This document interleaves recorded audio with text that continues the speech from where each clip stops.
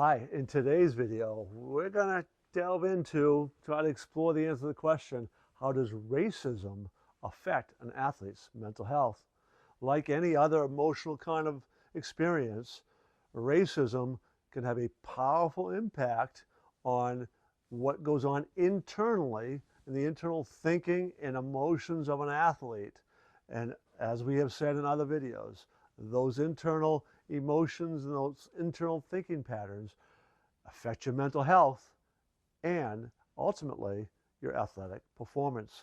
So we'll delve into the answer of that question today.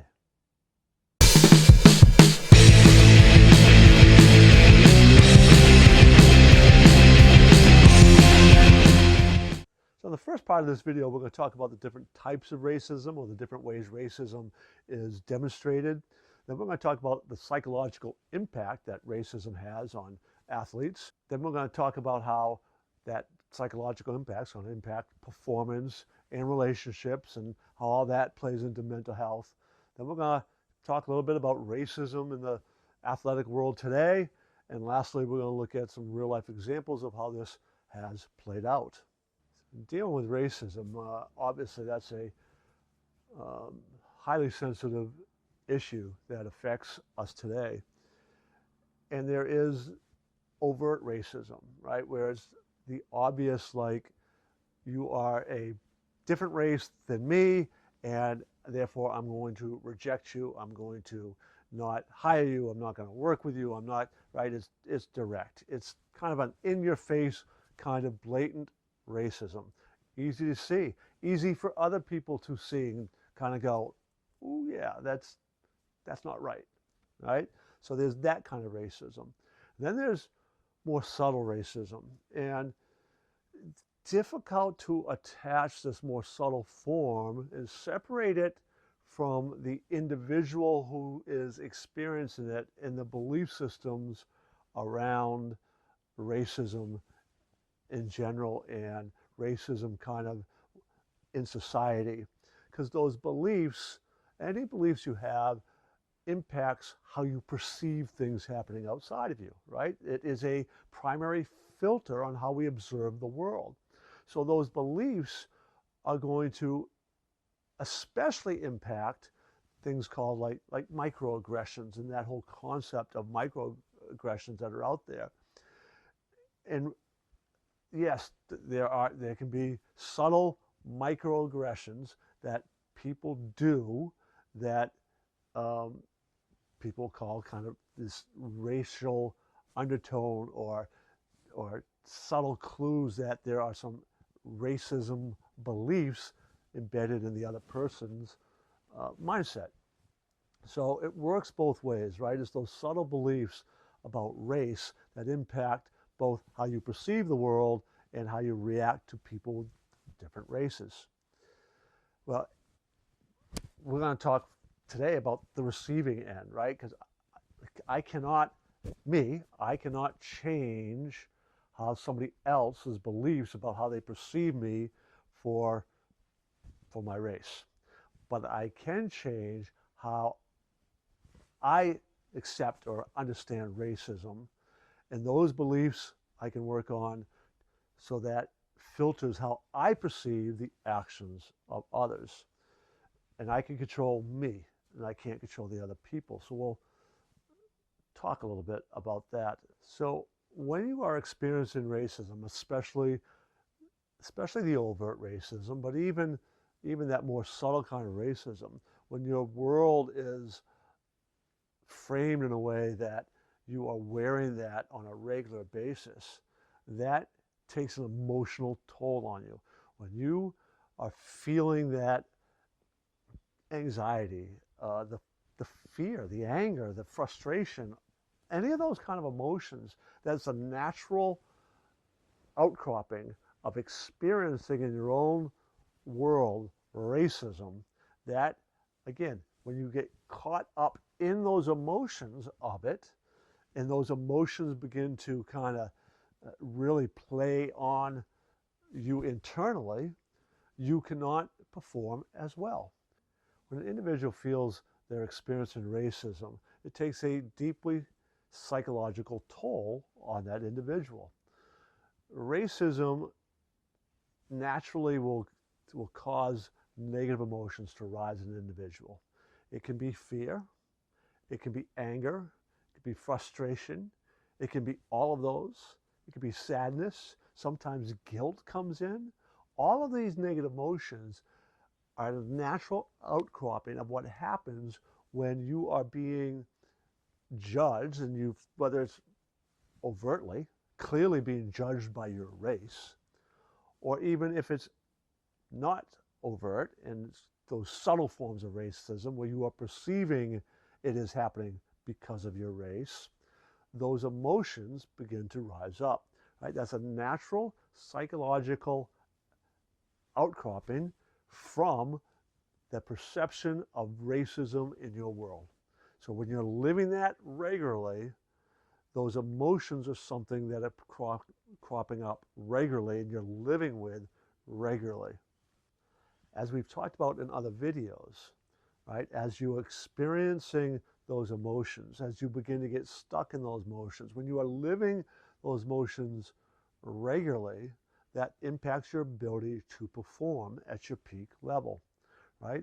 The stress that comes from fear, anxiety, depression, anger, frustration, all those emotions, the energy that it takes to deal with those, takes away from your ability to think clearly, react fluidly, which is vital in athletics, and to perform at your best.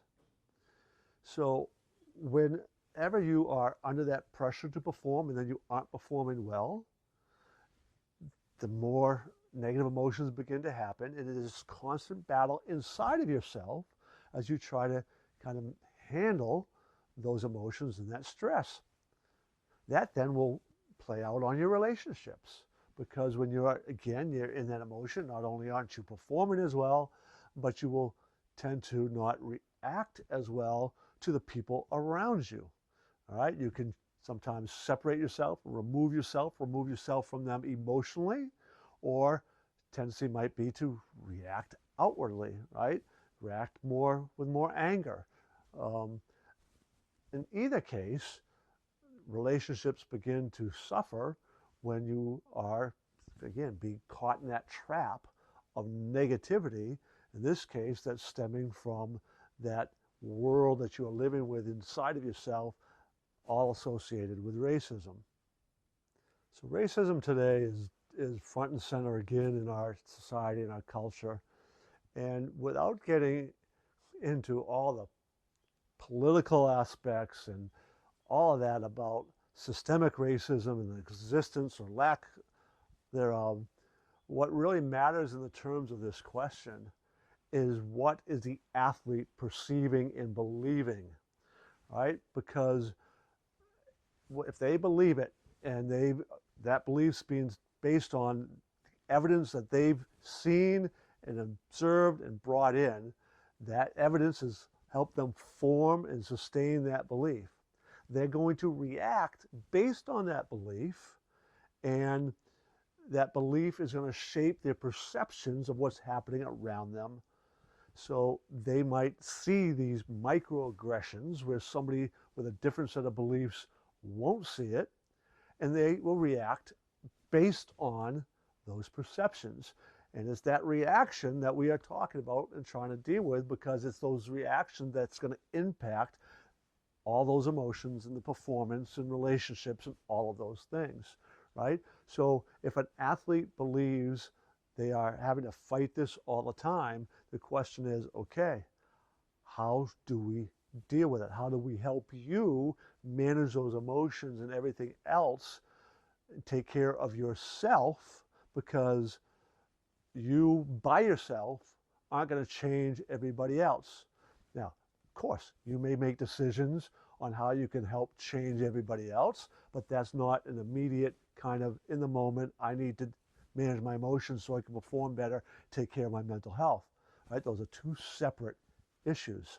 So this idea of the degree and level of racism in our society today, what really matters for the answer to this question is what you believe about it and those perceptions and how that impacts your mental health.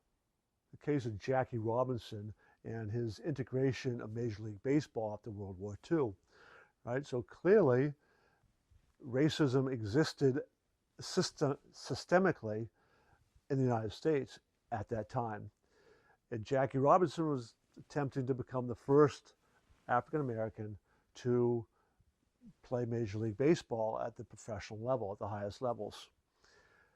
And part of the thing that for Jackie Robinson, because Branch Rickey, when he kind of brought him in and said, you know, we want you to be the guy, this is what you're going to be facing, it was kind of laid out that he has got to swallow his anger. He's got to really keep those emotions in check.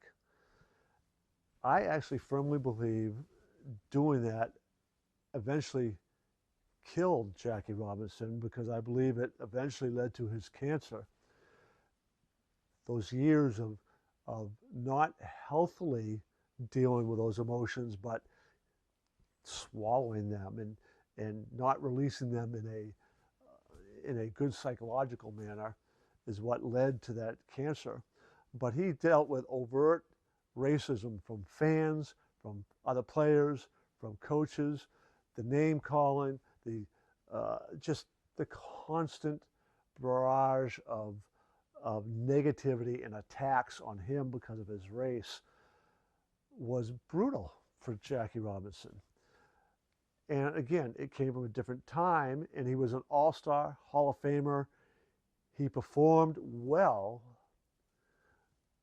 but the ultimate question is, if it weren't for that racism and how he had to try to handle it and keep it in, could he have actually performed even better without that racism? I invite you to subscribe to our channel and check out our other videos. In particular, you might want to check out our video, How Does Mental Health Affect Professional Athletes? So check that video out today.